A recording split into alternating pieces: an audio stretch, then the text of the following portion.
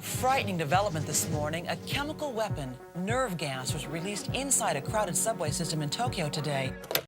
Born on March 2, 1955 in Kumamoto Prefecture, Japan, Chizuo Matsumoto was the fourth eldest son in a family of 5 boys and 2 girls. He was immediately handed a challenging card in life when he was diagnosed at birth with congenital glaucoma. This inherent hypertension in his eyes caused total blindness and left partial visual impairment in his right, a pretty serious disability that had a great impact on the entirety of his life. Chizuo's family made a modest living weaving a traditional type of Japanese flooring called tatami. Despite their hard work and dedication to the family business, they could not quite seem to escape poverty. Since the household was already struggling to keep their head above water, and there was an expectation that their children would continue the tatami business as the parents grew older, Chizuo's disability rendered him a financial liability in their eyes. So, at the age of only 6, he was sent to the prefectural school for the blind. There, his family left him until he became an adult and graduated, unsure that they were equipped to support him at home. Little did 6-year-old Chizuo's family know when they dropped him off that his visual impairment did not stop him from getting the bag. At the school, Chizuo's partial vision in his right eye set him apart from his mostly completely blind peers. Up until this point, he had believed that he was fundamentally lacking, but here, he quickly learned just how much of an advantage he was really at. He initially came up with the gig of guiding his fellow students safely to the candy store for a fee. However, this innocent hustle soon transformed into bullying, physical assault, and extortion of people who had grown to trust their fellow classmate. Chizuo's ego grew as he basked in the control he exerted over others. He openly discussed his desire to one day become the Prime Minister of Japan, a dream that seemed far-fetched to his listeners, but close enough to Chizuo that it fueled his drive. Upon graduation, Chizuo moved to Tokyo, applying unsuccessfully to Tokyo University. Undeterred, he turned to an alternative path, studying traditional Chinese medicine and acupuncture at a junior college. He graduated in 1975 and worked in acupuncture before opening up his very own pharmacy just a few years later. It was during this time, around 1977, that he met his future wife, Kazuko, who was attending a nearby college. They married and soon began a family, eventually adding 6 children to the mix. As his family grew, Chizuo wanted to avoid creating a lifestyle much like the one provided by his parents and felt the need to do more as a provider. This began the selling of unregulated medications in his pharmacy, which eventually led to a very costly fine and his eventual arrest in 1982. This ultimately caused him to file for bankruptcy and step away from the pharmaceutical industry. Starting over from scratch, he turned to yoga and spirituality, opening a yoga school and publishing house called Aum Shinrikyo. His interest in religion deepened and he began traveling across the East, exploring the various spiritual traditions practiced throughout. In 1986, following his extensive travels, Chizuo had underwent a significant transformation, growing out his hair and changing his name to Shoko Asahara, a name he believed carried aristocratic connotations in contrast to his given name. He immersed himself in Buddhist teachings, or rather surrounded himself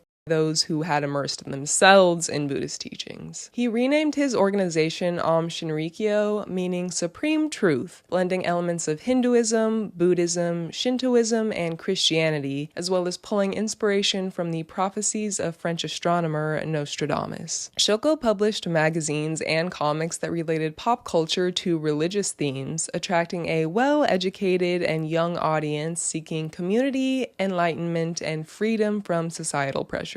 Those who were not interested in the traditional, boring sermon were captivated by Shoko and his belief that the world was corrupt and would eventually be destroyed and replaced with a utopia fit for the worthy. He claimed to have achieved enlightenment, boasting of his abilities to absolve sins, cure ailments both physical and mental, as well as boost intelligence. The cult's practices included purported clairvoyance and levitation, supported only by fabricated evidence. He also claimed to be the reincarnation of Jesus and to have received a mission from the Hindu deity Shiva to spread Buddhism throughout the country of Japan. These grandiose claims drew both followers and skeptics, but as long as people were looking, Shoko didn't necessarily care what side they were on. And also due to these bold claims, those familiar with Eastern religion began to question Shoko's knowledge and authenticity. For somebody who supposedly ascended to the high state of nirvana, his actions sure didn't seem to correlate with the principles. At one point, Shoko traveled to India where he met the 14th Dalai Lama, who, in an interview, dismissed him as a strange Japanese man. Nonetheless, Ashihara's charisma and the promise of a utopian future attracted many who would soon fall victim to his manipulation. It began during initiation rituals, which involved the use of psychedelics in order to make the mind of the prospective members more suggestible. He then escalated using isolation and physical violence such as electric shock therapy and inverted suspension to control his victims. In 1989, Aum Shinrikyo filed an application with the government in order to be recognized as a religious corporation, which would grant them tax breaks, oversights, immunity, and protection from prosecution. The leaders of Aum were so determined to be granted such an advantage that they gathered to picket outside the agency where the applications were handled. This display was completely unheard of for a religious group, but it ultimately worked in their favor. Aum's newfound status under the religious corporation law didn't explicitly allow them to commit crimes, but it dissuaded intervention by authorities due to the implication of the government impeding upon religious freedom. So, despite the escalating criminal activities including kidnap and assault of anyone who dared stand in their way, the blinders were on.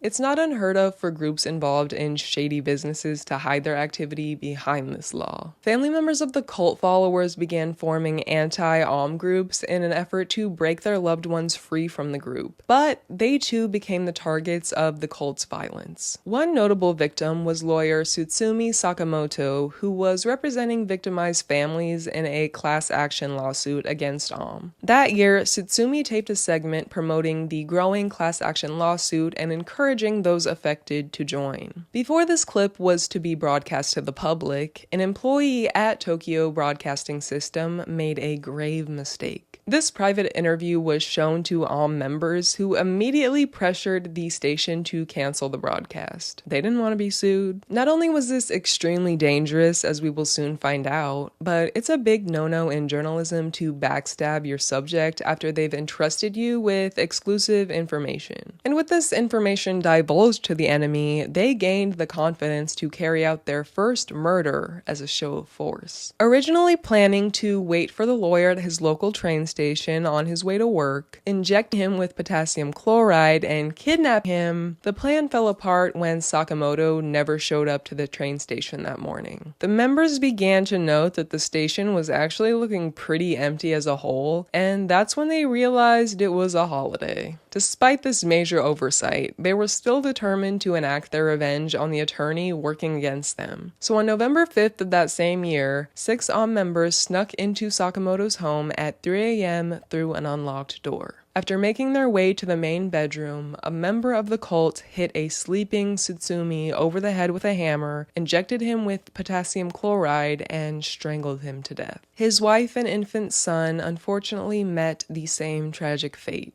All of their teeth were removed from their skulls and smashed to prevent identification before each of their remains were placed in metal drums and dumped separately around a remote mountainous area. These tactics, combined with the government's deliberate effort to turn a blind eye, meant that the murders weren't uncovered until years later when the group openly confessed. By the early 1990s, the cult had grown internationally and amassed about 50,000 members, with an even greater ratio of Russian members than Japanese. Not only that, but their worth exploded from approximately $4.3 million to $1 billion US, mainly via donations, merchandise, tithing, and even personal lessons with Shoko that cost up to tens of thousands of dollars per session. As mentioned in Shoko's introduction, he never stopped hustling. Despite such rapid success, he always wanted more. More influence, more power, more money. So he began diversifying by purchasing a computer manufacturing company and a chain of restaurants throughout Tokyo. I bet at this point his family was like, so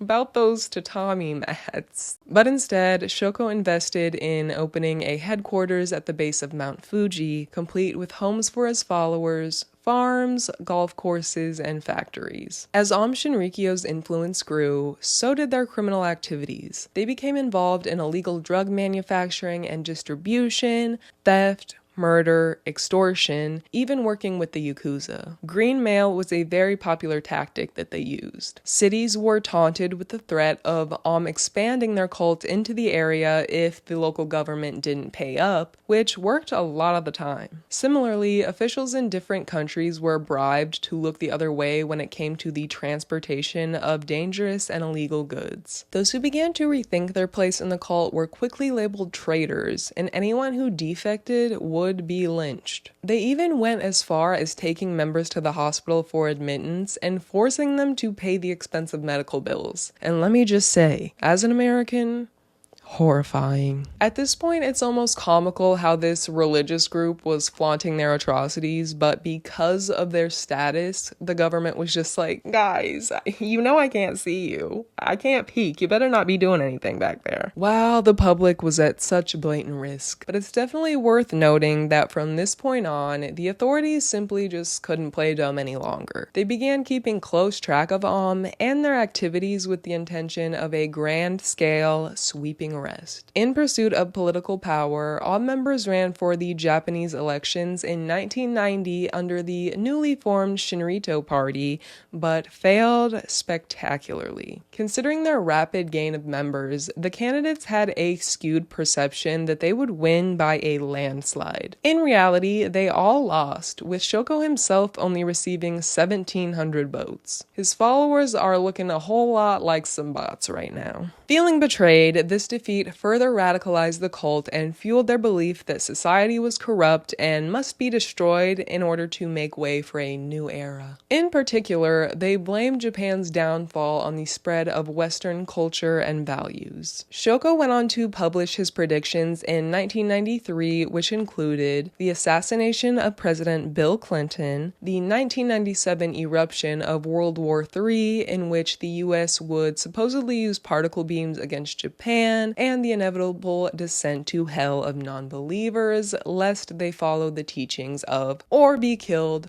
by Aum Shinrikyo. And with each of the 3 publications that he put out that year, he repeatedly changed the date of this looming Armageddon. Instead of instilling fear in a lot of people as intended, the government quickly interpreted this as Shoko just getting impatient to carry out whatever crazy crime he had planned next. Further, Shoko spread the idea that both the US and Japanese militaries had been gassing their citizens with aircraft, which was more like a confession for the next phase in his course of action. He used this fear-mongering as a reason for purchasing and planning to purchase assault rifles, helicopters, tanks, uranium, and nuclear weapons from Russia. And Russia supposedly thought that these transactions were just for commercial use and not for any sort of violent terror attack. I don't really know who's using uranium and weapons of mass destruction for commercial usage, but So now, on to weapons of mass destruction. Aum sent a member of the cult to Congo in order to learn about and collect a sample of Ebola virus, for no other use than, of course, biological warfare. But it was a little more difficult than they expected, so they turned their focus towards Clostridium botulinum, a bacteria found in soil. This bacteria produces toxins that, upon ingestion, include diarrhea, blurred vision, muscle weakness within 24 24 hours, followed by total paralysis and death via suffocation within an additional 12 hours. The required dosage to induce this fatal botulism in an adult male is only 70 nanograms. Shoko gave the green light to the head of his biological warfare program, molecular biologist Seiichi Endo, to start cultivating the bacteria with the hopes of wiping out a majority of the Japanese population. By the time Seiichi Endo handed over the final product, Shoko had already evacuated his followers to Okinawa under the guise of a spiritual seminar. Once the members had reached safety, Aum technicians climbed into vehicles equipped with spraying devices, loaded the neurotoxin, and began releasing it as they cruised the streets of Tokyo. Luckily, nobody was infected because the head of the biological warfare program didn't actually know how to grow it properly. So once again, on to the next lethal weapon, anthrax bacteria. After attempts of both vaporizing and spraying the bacteria directly out of briefcases, this method was proven to be ineffective. Aum was using random, unstable strains of bacteria obtained from soil rather than getting it in its purest form. Purification of the bacteria is extremely difficult for the inexperienced and very costly if outsourced. Even with the knowledge that the lethal factor is only present in certain toxin-releasing spores, Seiichi was convinced that he would be capable of genetically modifying the bacteria to be virulent. Residents living near the lab complained that whatever was going on in there made the entire neighborhood reek and appear overall more grungy, which definitely checks out when you were considering they're just growing a bunch of festering bacteria. Regardless if they had successfully cultured the bacteria, the method of storage and delivery wouldn't have been effective anyways. It would require large aerosol clouds of either a cooled liquid slurry or powder at a very specific particulate size in order to reach the many victims that they intended, rather than just spraying it or releasing it into the hot, smoggy air. These techniques killed the microorganisms before they could even reach the host. All of this to say, his efforts to release anthrax on several US military bases and while driving past a royal Japanese wedding did not have any effect. Subsequently, many types of bacteria were tested on followers who succumbed to their effects. Still, they faced the problem of spreading this bacteria as far as they'd hoped. Aum then looked into poisonous mushrooms, cholera, and Q fever with similar results. Shoko started to realize that Endo had no clue what he was doing in regards to the basic mechanics of microbiology, let alone biological warfare, and he shifted his focus to chemical warfare. He acquired a building called Satyan 7, which was a purported shrine of Shiva, but in reality was a chemical weapon production plant. Much like before, nobody had experience with chemical weapons. Now, scientific research had already been published on these concepts, and while these people were well-educated and capable professionals, they were also, number one, under intense pressure with the threat of death looming, and number two, isolated, malnourished, manipulated, drugged, and therefore probably too discombobulated to use good judgment. And when you think about it, that's probably a good thing. I mean, imagine what they could have achieved had they been performing at 100%. So still, in the year of 1993, Aum discovered sarin gas, the most toxic and fast-acting man-made nerve agent. Chemist and follower Masami Tsuchiya began experimenting with making his own sarin and testing it on sheep in rural Australia. With success, he began making progressively larger batches, eventually synthesizing 30 kilograms with a goal of 70 tons. On June 27, 1994, Aum released sarin gas in a residential neighborhood of Matsumoto City, killing 7 and injuring over 500. 200 victims required hospitalization after suffering from vision loss, headaches, pain, nausea, diarrhea, and numbness as a result of the attack. One victim even remained in a coma for 14 years before finally passing away in 2008. But not one of these young innocent victims was the intended target of the attack. The intended targets were 3 judges who had ruled against Aum opening an office in Matsumoto City. First responders had no idea what this toxic substance was until July 2nd, when the Public Health Agency was able to test the soil and detect sarin remnants. Shoko was pretty shook that investigators had figured out as much, and he started to sweat a little bit. He and several of his leaders attempted to destroy all of the gas within their compounds, repeatedly injecting themselves with a sarin antidote in order to handle it without dying. In the end, there was simply too much gas to get rid of. This made the leaders very nervous that they would be caught if investigators came snooping around. They must not have been too nervous though, because less than a year later, they began producing it again. To make up for lost time, they didn't purify the gas this time around, which would have made it more deadly. Unbeknownst, the police were stealthily testing the soil surrounding their labs in order to search under probable cause. Tragically, Aum would go on to commit their most notorious act of terrorism before police could intervene. On March 20th, 1995, Aum members placed liquid sarin into plastic bags wrapped in newspaper and left them on 5 trains throughout the political district in central Tokyo. These bundles were simultaneously punctured using the tips of umbrellas, allowing the liquid to spill and evaporate into the train cars filled with unsuspecting passengers. Just as soon as their eyes began to sting, riders noticed the bags leaking before the choking and vomiting set in. Calls to police rolled in, eventually spanning across 15 subway stations. 12 people succumbed to this horrible incident, while 5,800 were left injured and or hospitalized. This was the first time a non-state actor had used chemical weapons against the public. In short order, Shoko released a video message to the public reiterating the reasoning behind his attack. They were trying to save humanity or whatever. Police finally got around to raiding Satyan 7 a full 48 hours after the attack. The joke was on them though, because despite supposedly watching this lab and collecting soil samples, police somehow didn't realize that it was no longer in use after an accident occurring a year prior. I feel like I say this every video, but can the criminal justice system please spare 2 brain cells to rub together? What did you think when you saw an abandoned laboratory? Did you think they were just hiding in there and just acting like they weren't in there?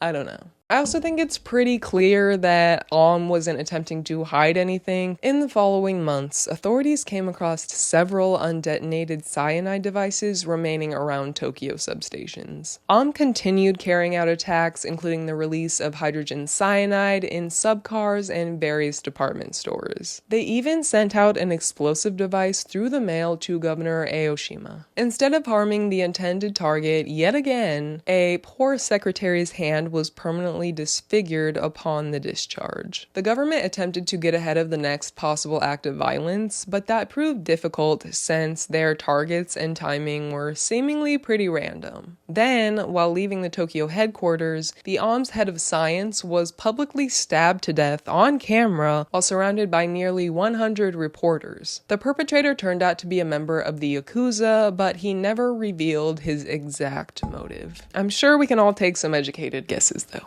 Aum Shinrikyo was eventually classified as a terrorist group across several countries. Word of a possible sarin attack in the US arose, but fortunately never happened. Since the incident, 400 members of Aum had been arrested, including the leader. Shoko was found hiding inside the walls of one of his many establishments on May 16th. The same day that the killer parcel was sent to the governor. Shoko Asahara's trial began on April 24th, 1996. Despite ostensible devotion to his beliefs, he would not confess during the trial. Initially, he blamed everything on his followers, but then eventually refused to speak with the judge and his defense attorney at all. During the prosecutor's final speech, which painted Shoko in an indefensible light, he simply yawned and grinned in response. After 8 years of trial proceedings, Shoko and 13 of his followers were sentenced to death by hanging. Much like the end of his trial, Shoko's demeanor remained pretty pretty unchanged. He didn't seem bothered at all. While awaiting his execution in prison, the once supreme leader continued receiving donations, holding paid seminars, and selling merchandise. He also continued ordering out hits against Aum's defectors. On July 6, 2018, Shoko and 6 members were finally executed. The many victims targeted by this dangerous group were happy with the sentencing, but as always, it won't bring their loved ones back.